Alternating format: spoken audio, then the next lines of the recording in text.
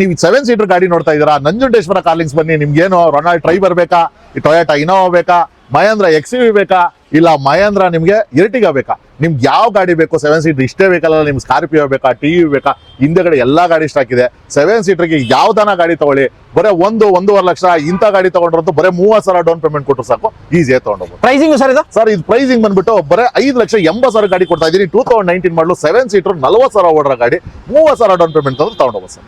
ಅದು sir sir ಅದೇ ರೀತಿ ನೀವು ಎರ್ಟಿಗಾ ನೋಡ್ತಾ ಇರ್ಬೋದು ಸರ್. 5,80,000 ಹೇಳ್ತಾ ಇದ್ದೀನಿ, 565 ಗಾಡಿ ಕೊಡ್ತೀನಿ, 65,000 ಡೌನ್ ಪೇಮೆಂಟ್ ತಂದ್ರು 5 ಲಕ್ಷ ಲೋನ್ ಮಾಡ್ಕೊಡ್ತೀನಿ. Single owner ZA sir. ಹಾಗೆ ಇನ್ನೊಂದು ಇನೋವಾ ಸರ್ 2012 ಮಾಡಲು ಬರೀ 6.5 ಲಕ್ಷ ಗಾಡಿ ಕೊಡ್ತಾ ಇದೀನಿ, 1.5 ಲಕ್ಷ ಡೌನ್ ಪೇಮೆಂಟ್ ತಂದ್ರೆ ಸಾಕು, ಈಸಿಯಾಗಿ ತಗೊಂಡೋಗ್ಬೋದು ಸರ್. ಇದು ಸರ್ ಸರ್ ಅದೇ ರೀತಿ XUV ನೋಡ್ತಾ ಇದ್ದೀರಾ, 2013 ಮಾಡಲು 88 ಸರ್, ಬರೀ 6.5 ಲಕ್ಷ ಕೊಡ್ತಾ ಇದೀನಿ, 1.5 ಡೌನ್ ಪೇಮೆಂಟ್ ಕೊಟ್ಟರು ಸಾಕು ಸರ್. TUV ನೋಡ್ತಾ ಇದ್ದೀರಾ ಸರ್, 2018 ಮಾಡಲು ಗಾಡಿ, ಬರೀ 6.5 ಲಕ್ಷ ಗಾಡಿ ಕೊಡ್ತಾ ಇದೀನಿ, 50,000 ಡೌನ್ ಪೇಮೆಂಟ್ ಕೊಡಿ ಸರ್.